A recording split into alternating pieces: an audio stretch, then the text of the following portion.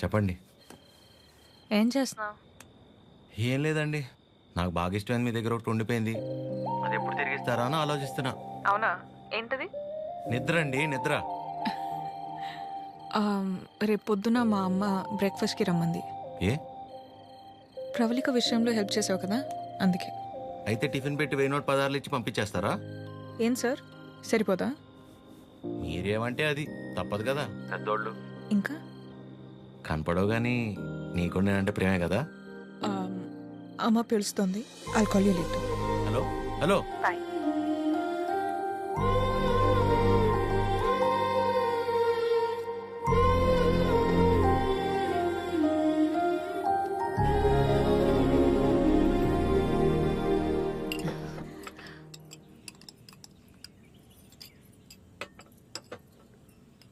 ఏదున్నా ఫ్యాక్టరీలో మాట్లాడి అట్నుంచటే పంపించేస్తాను తప్ప ఇంటిదాకా ఎవరైనా రావటం చాలా రేర్.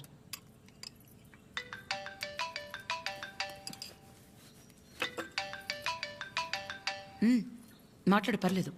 పర్లేదండి, అంటే 9 అయింది కదా, తిన్నానా లేదా అని అమ్మ ఫోన్.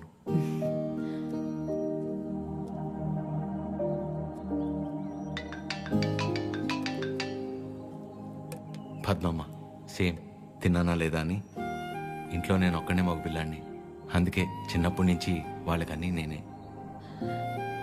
ఒకసారి రమ్మని చెప్పు మీ ఇంట్లో వాళ్ళని.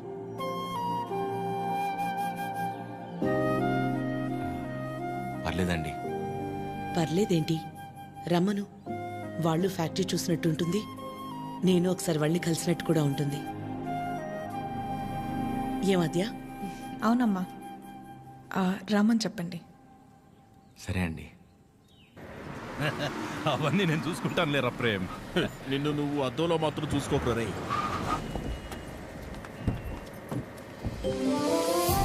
చిరు, ఎలా ఉన్నావురా? బాగున్నామా? నువ్వు లేకుండా ఇంట్లో ఏం తోచట్లేదు. టైంకి తింటున్నావా? ఇక్కడంతా బానే ఉందిగా. ఎక్కడ ఉంటున్నావు? షూ. అన్నీ ఇప్పుడే చెప్పాలా, తర్వాత చెప్పచ్చా? సరే సరే, తర్వాత మాట్లాడుకుందాం.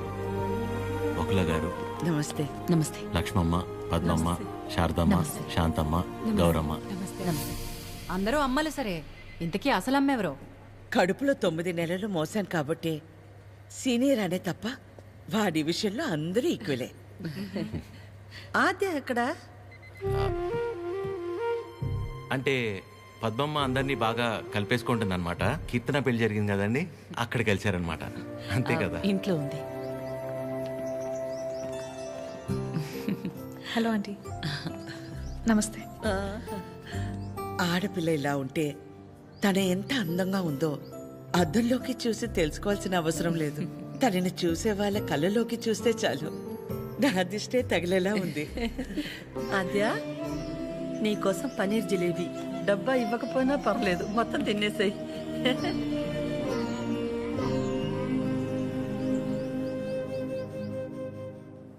ఏంటి ఆద్య, ఇంకా ఏం ఆలోచిస్తున్నావు? ఆంటీ చిరు వాళ్ళందరితో బాగానే క్లోజ్ అయ్యారు కదా ఆద్య. అదే ప్రాబ్లం ప్రవళిక. అనుమానం ఉండి అబద్ధమని తెలిస్తే కోపంతో పోతుంది, కానీ ఇంత నమ్మాక నిజం కాదంటే తట్టుకోలేదు.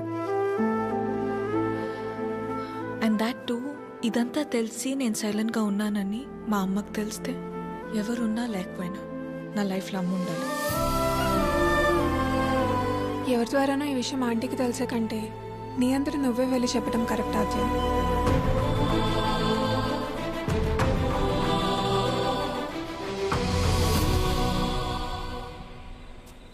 ఆ గొలుసు కొనడానికి మా లక్ష్మి 4 షాపులు తిరిగింది.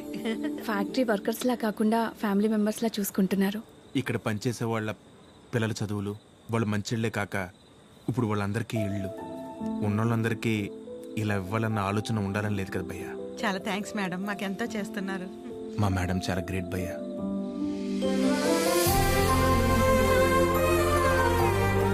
సరే సరే. ప్రేమ్, ఫుడ్ ఐటమ్స్ లో ఏం బాగున్నాయి రా? అన్నిటికంటే నువ్వు రా అన్నది బాగుందిరా. కూర్చోండి ఆంటీ. ఏంటి అందరూ చాలా సీరియస్గా మాట్లాడుకుంటున్నారు? ఏం లేదు, నీ గురించే. ఫ్రిడ్జ్లో పెరుగు ప్యాకెట్ పెట్టడం మర్చిపోతేనే మేమందరం కలిసి 10 నిమిషాలు మాట్లాడతాము దాని గురించి. అలాంటిది నువ్వు ఒక్కదానివే ఫ్యాక్టరీ, ఇల్లు, బిజినెస్ ఇదంతా ఎలా సాధ్యపడిందా అని. ఓ అదా, ఆద్య వల్లే. లైఫ్లో ఇంక హోప్ లేదు, అంతా అయిపోయిందనుకున్నాను. అప్పుడు ఆద్యకి 8 ఏళ్ళు. ఒకరోజు నా దగ్గరికి వచ్చి, అమ్మా నేనేమైనా తప్పు చేశానా అంది. నువ్వు తప్పు చేయడం ఏంటి అంటే ఏమందో తెలుసా? నేనే నీ ప్రపంచం అంటావు కదమ్మా, నువ్వెలా ఉన్నా అది నా వల్లే కదా. నువ్విలా ఉన్నావంటే నేనేదైనా తప్పు చేసుంటే చెప్పు, ఇంకెప్పుడు చెయ్యను అంది. ఆ క్షణం అనిపించింది ఇంకెప్పుడు తన నా దగ్గరకొచ్చి అలా అడిగేలా నేనెప్పుడు ఉండకూడదని.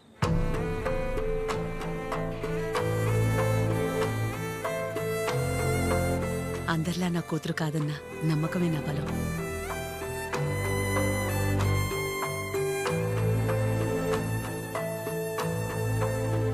మీ బలం మీ చిరు, మీ పెంపకం తన ప్రవర్తనలో కనిపిస్తుంది.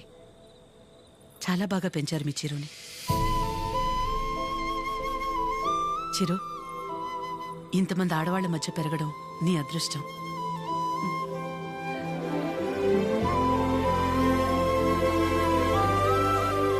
ఆస్తులు అంతస్తులు ఎవరైనా ఎలాగైనా సంపాదిస్తారు, కానీ ఓ ఆడదాని దగ్గర నమ్మకం సంపాదించాలంటే క్యారెక్టర్ ఉండాలి. ఎలాంటి పరిస్థితుల్లోనూ ఏ కారణం చేత నీ వల్ల వాళ్ళకి ఏమచ్చ రానివ్వకు.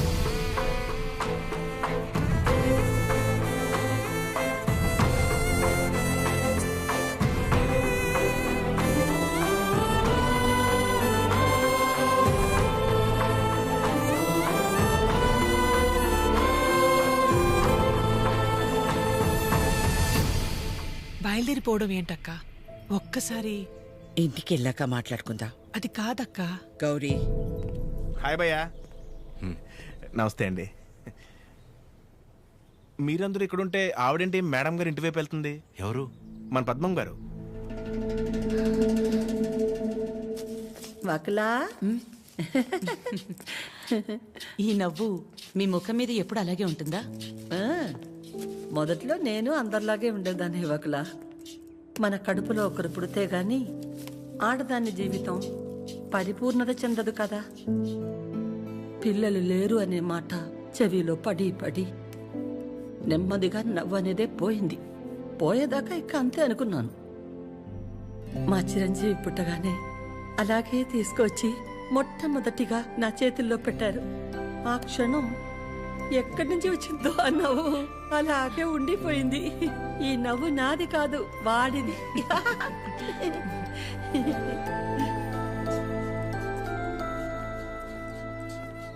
నీకు మొక్కలంటే బాగా ఇష్టమా వకులా? ఈ మొక్కల విషయంలో మాత్రమే ప్రపంచం ఆడా మగానే తేడా చూడదు.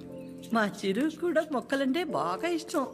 ఇంట్లో ఎటు చూసినా ఉంటాయి, అన్నీ వాడి తెచ్చినవే. మా ఇంటికొచ్చి చూడాలి, ఎప్పుడు సందడే. నవ్వు లేకుండా నిమిషం ఉండదు. నువ్వు కనుక మా ఇంటికి వస్తే ఫ్యాక్టరీ వద్దు ఏమీ వద్దని అక్కడే ఉండిపోతావు. వీలు చూసుకుని ఒకసారి వస్తాం.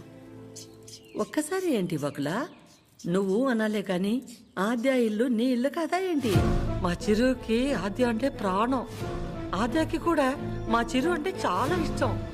కానీ నీ గురించి ఆలోచించే మా చిరుకి ఆద్య దూరం అయింది. అందుకే అందరం కలిసి చిరుని ఇక్కడికి పంపాము.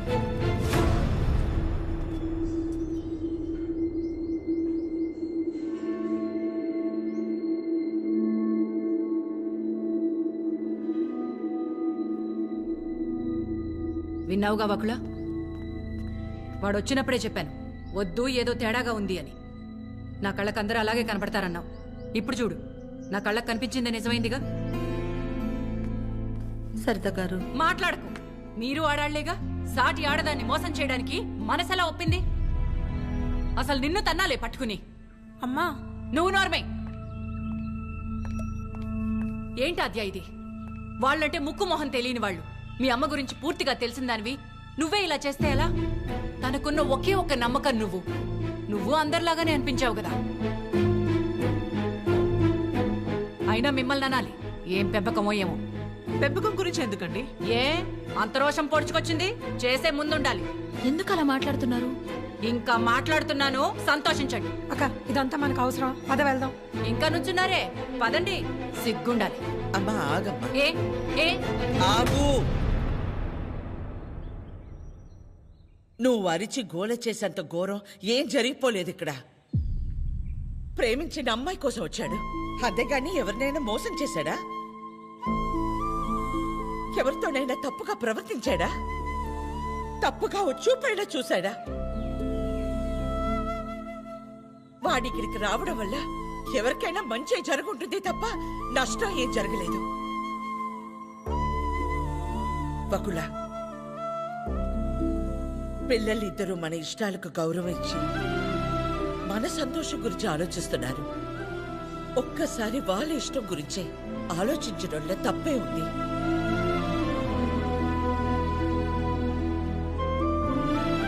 ఎవరి వల్ల వాడి ఇబ్బంది పడితేనే చూడలేను. అలాంటిది వాడు బాధకి ఏమీ కారణం ఉండే నా ప్రాణం తట్టుకోలేదు. ఒకలా వయసులో చిన్నదానివైనా చేతిలో జోడించి నీకు నమస్కారం.